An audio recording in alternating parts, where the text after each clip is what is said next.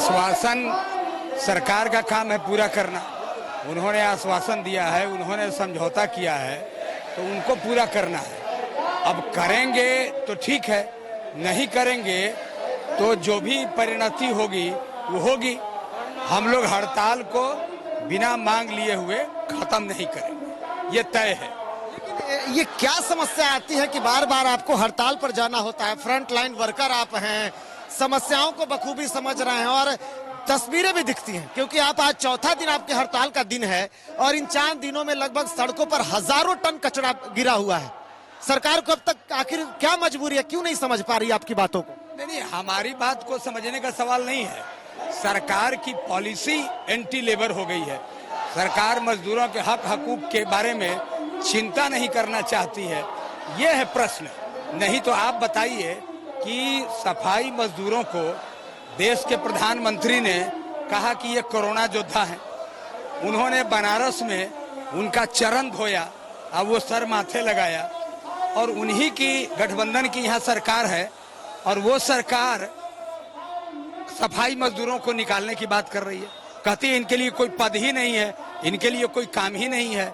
तो ऐसे जुल्म अगर ये करेंगे तो ये अपने प्रधानमंत्री की प्रतिष्ठा को धूमिल कर रहे हैं और कोरोना योद्धा को उसी का शिकार कर रहे हैं।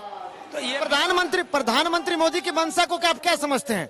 वो प्रधानमंत्री मोदी की मंशा ठीक है, वो तो चरण भी धोते हैं, लेकिन नीतीश कुमार नहीं सुन रहे हैं, तो अब क्या कहेंगे? देखिए, प्रधानमंत्री की मंशा क्या है, मंशा पर हम बात नहीं कर रहे, लेकिन उन्होंने सफाई मजदूरों को एक प्रतिष्ठा देने का काम किया और ये सरकार उस प्रतिष्ठा पर ही आघात कर रही है। बात यह है। तो ये सरकार के जो प्रतिनिधि हैं, नरेंद्र मोदी जी के प्रतिनिधि हैं, नगर विकास मंत्री तो वही हैं, जो डिप्टी चीफ मिनिस्टर हैं, वो मोदी जी के प्रतिनिधि हैं, तो उनको ना समझना है। तो फिर ये झूठ मूठ में आपको कोरोना योद्धा बोल दिया, झूठ मूठ में फ्रंट लाइन वर्कर बोल दिया। नीतीश जी भी तो कहते हैं कि फ्रंट लाइन वर्कर आप हैं, लेकिन मांगे ही आपकी नहीं सुनते हैं। 4 दिन हो गए, अब तक उनके कोई भी मंत्री आपसे मिलने नहीं आए, कोई भी अधिकारी उनसे मिलने नहीं आए। अरे झूठ ही बोलने का अगर धंधा है किसी का, तो हम जबरदस्ती घोटी दे करके सत्य तो बुलवाएंगे नहीं। अब तो उनको समझना है ना कि वो इनको बात इनका सुनेंगे कि नहीं सुनेंगे। नहीं सुनेंगे तो ये तो गरीब लोग हैं, ये बात कर रहे हैं। सरकार की कोई ऐसी मजबूरी है क्या जो आपकी बातों को नहीं मान रही है? मजबूरी नहीं है, सरकार पूंजीपतियों की मदद में लगी हुई है, सरकार भ्रष्टाचार में लिप्त है, सरकार आउटसोर्स के माध्यम से कमीशन खोरी को मतलब बढ़ावा दे रही है, ये बात है। इसलिए एक बात और है, तारकिशोर प्रसाद जो कि डिप्टी सीएम है, वो कह रहे हैं कि आपको 1 से 2 दिन में हम मना लेंगे। अरे भाई, बढ़िया बात है, मना ले तो इससे अच्छी बात क्या है। तारकिशोर प्रसाद जी व्यक्तिगत रूप से अच्छे आदमी हैं, हमारे साथ भी उनका अच्छा संबंध है, मजदूरों के लिए कटिहार में लड़ते रहे हैं। 4 दिन से क्यों भूले हुए हैं सर? अब वो तो सवाल है कि अब मंत्री बन गए हैं, जिम्मेवारी ज्यादा मिल गई है, इनके समाधान का ताकत अब मिल गया है। पहले तो लड़ते थे, अब ताकत मिल गई, तो इनको मदद करें तब न समझ में आएगा। मानते हैं कि सरकार अपने ताकत का गलत इस्तेमाल करती है?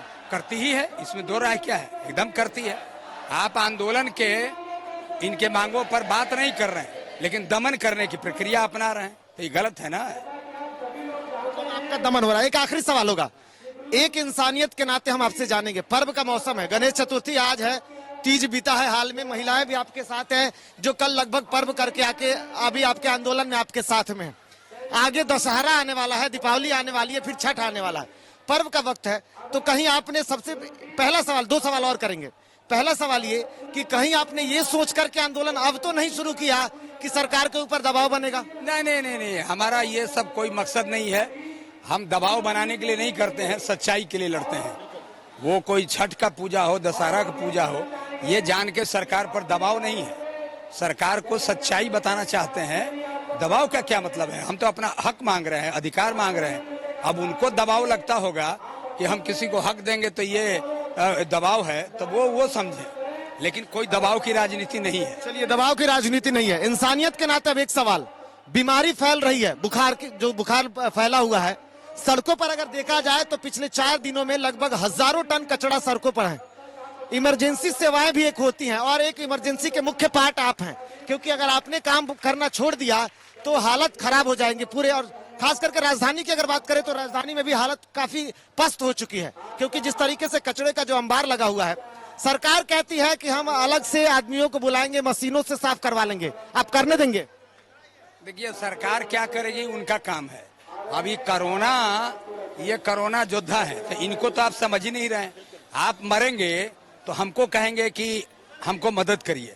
हम जिस समय मर रहे हैं उस समय मेरे ऊपर आप 2 लाठी चला रहे हैं, तो आप उम्मीद करते हैं क्या कि आप मरेंगे तो हम आपको मदद करेंगे?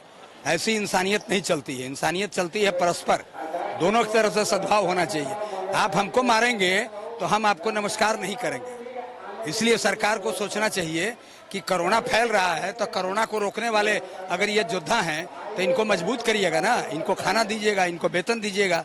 कि आप कहिएगा कि नहीं, जब ये हड़ताल करेंगे, मांग करेंगे, तो कहिएगा कोरोना है। आखिरी सवाल, आंदोलन कब तक? ये तब तक चलेगा जब तक मांगे पूरी नहीं हो।